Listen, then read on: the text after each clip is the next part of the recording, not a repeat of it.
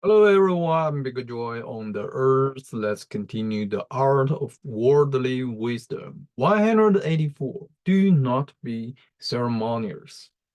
Even in a king affectation in this was renowned for its eccentricity, eccentricity. To be punctilious is to be a bore. Yet whole nations have this peculiarity. The garb of folly is woven out of such things. Such folk are worshippers of their own dignity, yet show how little it is justified since they fear that the least thing can destroy it. It is right to demand respect, but not to be considered a master of ceremonies. Yet it is true that a man to do without ceremonies must possess supreme qualities, neither affect nor despite adequate. He cannot be great who is great at such little things. 185. Never stake your credit on a single cast, for if it miscarries, the damage is irreparable. It may easily happen that a man should fail once, especially at first. Circumstances are not always favorable. Hence, they say, every dog has his day. Always connect your second attempt with your first, whether it succeeds or fails. The first will redeem the second. Always have resort to better means and appeal to more resources. Things depend on all sorts of chances. That is why the satisfaction of success is so rare. 186. Recognize faults, however high placed. Integrity cannot mistake wise, even when clothed in brocade or perchance crowned with gold, but will not be able to hide its character for all that. Slavery does not lose its veneniness. However, it vaults the nobility of its lord and master. Vices may stand in high place, but are low for all that. Men can see that many a great man has great faults, yet they do not see that he is not great because of them. The example of the great is so special that it even glosses over viciousness, till it may so affect those who flatter it that they do not notice that what they gloss over in the great, they abominate in the lower classes. 187. Do pleasant things yourself, unpleasant things through others. By the one course you gain goodwill, by the other you avoid the hatred. A great man takes more pleasure in doing a favor than in receiving one. It is the privilege of his generous nature. One cannot easily cause pain to another without suffering pain either from sympathy or from remorse. In high place, one can only work by means of rewards and punishment. So grant the first yourself, inflicit the other through others. Have someone against whom the weapons of discontent, hatred, and slander may be directed. For the rage of the mob is like that of a dog. If in the course of its pain it turns to bite the whip itself. And though this is not the real culprit, it has to pay the penalty. 188. Be the bearer of praise. Be the bearer of praise. This increases our credit for good taste, since it shows that we have learned elsewhere to know what is excellent, and hence how to prize it in the present company. It gives material for conversation and for imitation, and encourages praiseworthy exertion. We do homage besides in a very delicate way to the excellences before us.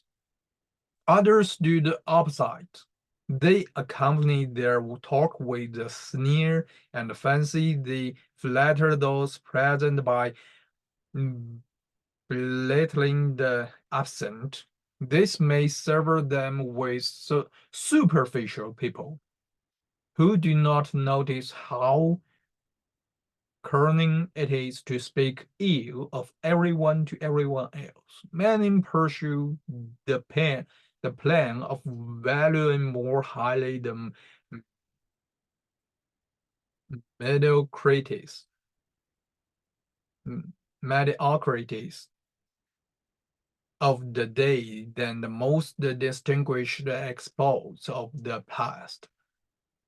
Let the cultures penetrate through these subtitles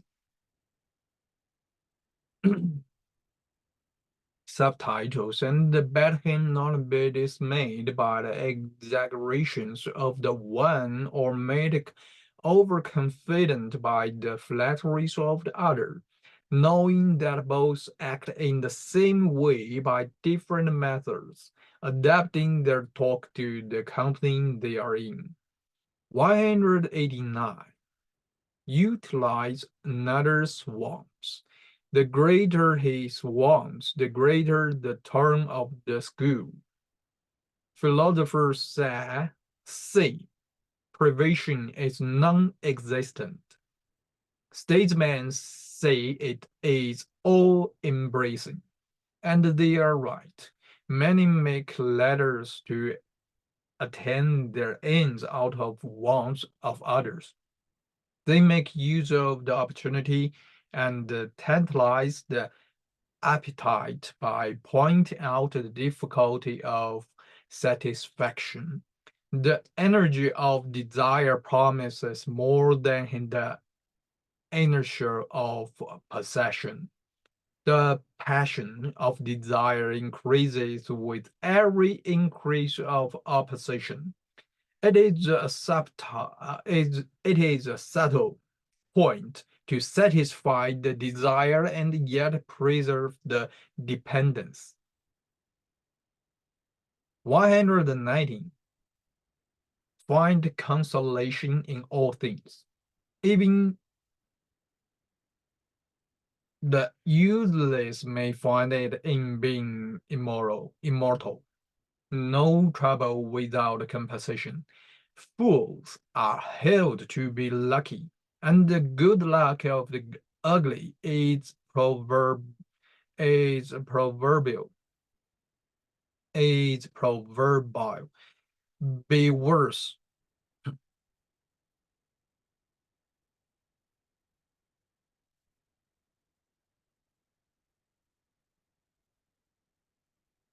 Be worse little, and you will live long. It is the cracked glass that never gets broken, but worries one with its durability. It seems that fortune envies the great, so it equalizes things by giving long life to the useless, a short one to the important. Those who bear the burden come soon to grief. while those who are of no importance live on and on. In one case it appears so, in the other it is so. The unlucky thinks he has been forgotten by both death and fortune.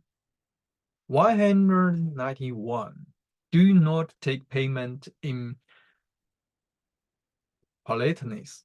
Yeah. Some do not need the herbs for their magic potion, for they can enchant fools by the grace of their salute. Theirs is the bank of elegance, and they pay with the wind of fine words. To promise everything is to promise nothing. Promises are the pitfalls of fools. The true courtesy is performance of duty. The spurious and especially the useless is deceit. It is not a respect, but rather a means to power. All obeisance is paid not to the man, but to his means, and compliments are offered not to the qualities that are recognized, but to the advantages that are desired. 192. Peaceful life, a long life. To live, let live. Peacemakers not only live, they rule life. Hear, see, and be silent. A day without dispute brings sleep without dreams. Long life and the pleasant one is life enough for two. That is the fruit of peace. He has all that makes nothing of what is nothing to him. There is no great perversity than to take everything to heart. To heart. There is equal folly in the troubling our heart about what does not concern us, and in not taking to heart what does. 193.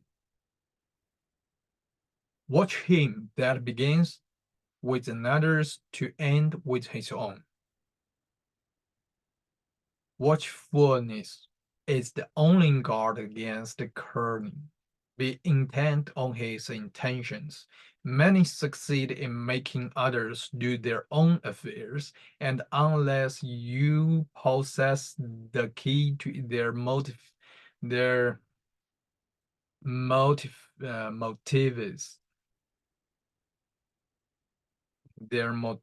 you may at any moment be forced to take their chestnuts out of the fire to the damage of your own fingers. Thank you, everyone. See you soon.